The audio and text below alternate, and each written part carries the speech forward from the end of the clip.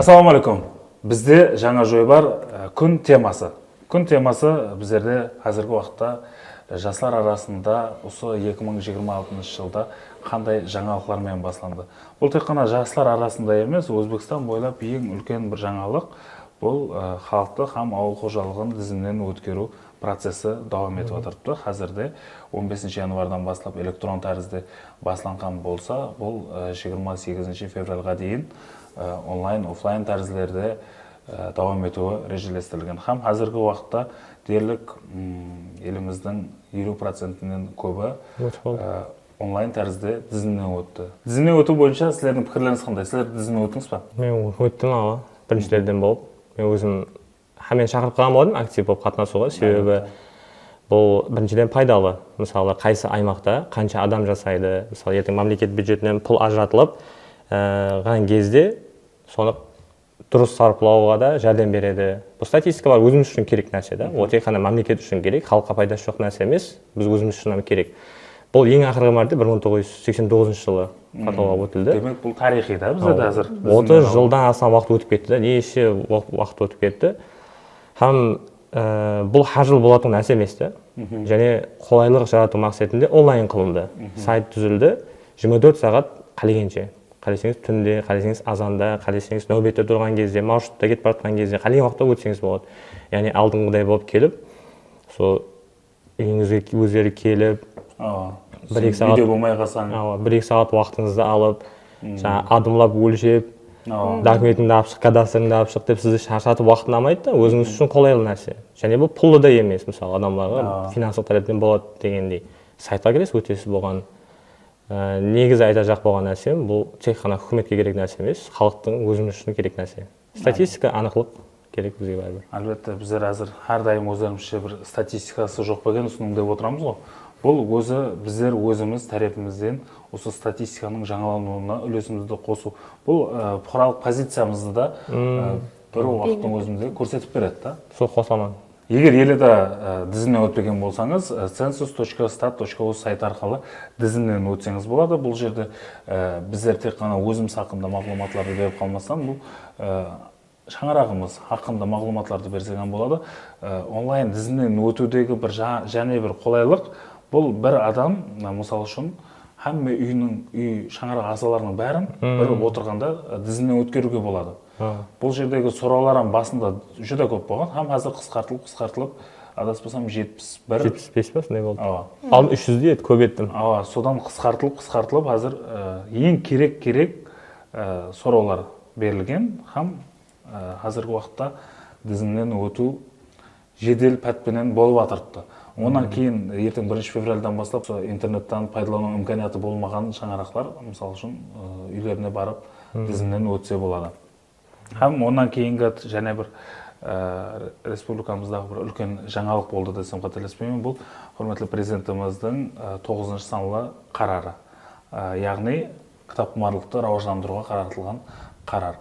Кітап ағартушылық дерегі жойбар шеңберінде халықты жылына кемінде 10 кітап оқуға шақырып қалып жатырыпты. Бұл дегені бұл жыл давамында мысалға әр айда бір кітаптан яки бір жарым айда бір кітаптан оқығанда да 10 кітаптан оқыса, зиялы қауымның көбеюіне де бір жақсы бір үлесін қосқан болар еді.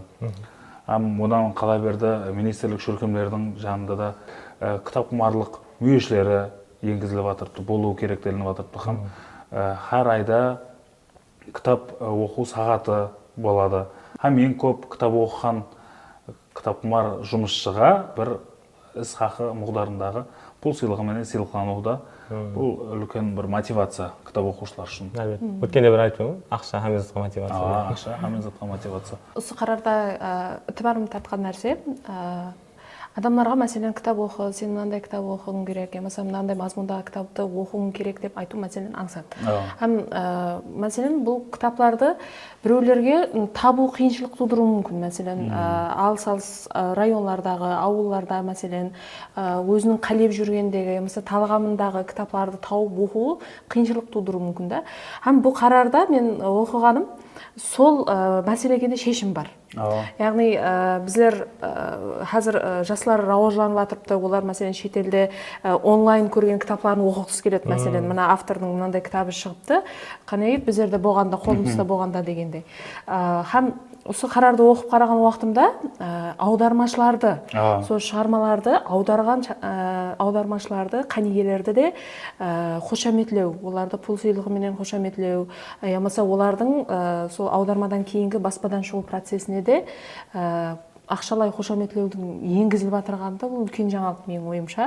Себебі бұл қарарда көрсетілген, мәселен шетелде бір жазушының шығармасын аудара жақ болса, одан авторлық құқы сұралады шартты түрде.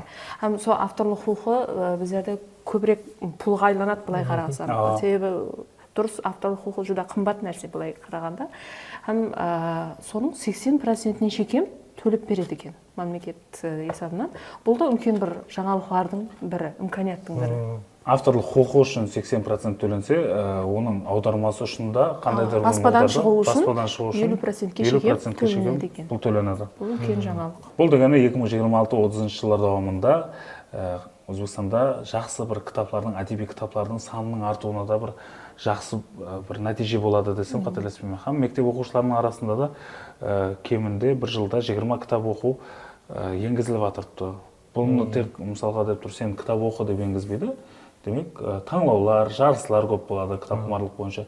Онсам жастар істері агенттігі тарапынан жас кітапқұмар шаңырақ таңлаулары өткеріліп, һәм олардың жеңімпаздарына президент сауғасы BYD Chazor электромобилінің беріліп жатырғанда бір жақсы бір жаңалық болып тұрды. Бұл оның үстіне бір қосымша жақсы бір мотивация болды десек қателеспейміз. Өткенде сол бір ағайын жас үлкен кісіміз бар еді, сол кезде содан қуанғанын айтты да. Қайсы заманда көрдің, кітап оқығаны, машин берген, біздің уақытта ондай емес еді, деді. Анна Каренинаны оқыдым деді. Бас беті кітап жұлынып қалғанда, бас беті жоқ, ізін оқығанда. Талас болғын кітап дейді, аз кітап көп. Сосын мүмкін. Кейін жаңа жастар ортасында, мектеп оқушылар ортасында дегенге мен әрдайым көп айтатын нәрсем, кітап оқу эмпатияны күшейтеді деген. Жас үлкеннің ортасында, жас кіші ортасында да. Мектепте енді сондай бір жағымсыз нәрсе ести қаламыз, бұл кемсіту деген ол. Соны бәлкім азайтатын шығар. Балаларда сол бір-біріне деген бір күшсіз баланы көрсе, оны кемсіту емес, оған қолдап қуатлау беру деген, оның жағдайын өзін қойып көру деген. Эмпатия өзі сондай ғой, бір инсанның терісінде болып көру дегені. Сол нәрсені асыруға сондай. Һәм бұл, һәм бұдан басқа біз білетұғын, һәм білмейтұғын машқаларға шешіп алып беретін шығар кітап. Және бір ітібарлы жерін айту керек. Мәселен, балаға қанша кітап оқу дей бергенмен, оның шаңырағында сондай атмосфера болмаса пайдасы жоқ. Себебі біздер бекардан бекарға қызыққан жоқпыз кітапқа. Сол әкелеріміз, аналарымыз оқығаннан кейін қызығушылық пайда болды да. Бұл қарарда өзі 11 пункт берілген. Сол 11 пункттың біреуі, яғни 5-ші пунктінде шаңырақлық кітапқұмарлықты рауажландыру деп болыпты да. Бұл дегені шаңырақтан басылап, яғни оның ата-аналары, орталығы, қатынасатын достары, мәхәллесі, ямаса оқып отырған мектебі системалы түрде ойланған да қандай нәрсе.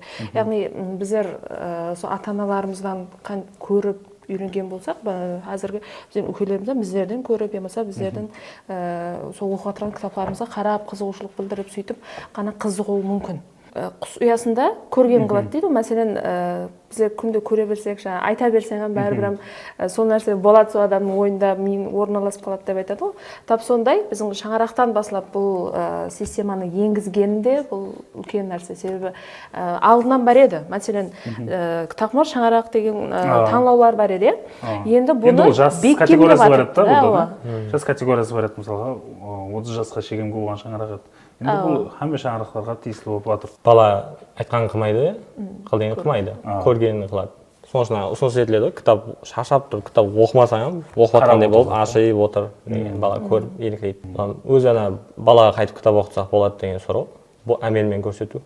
Мен бір не оқып қалдым, мақала.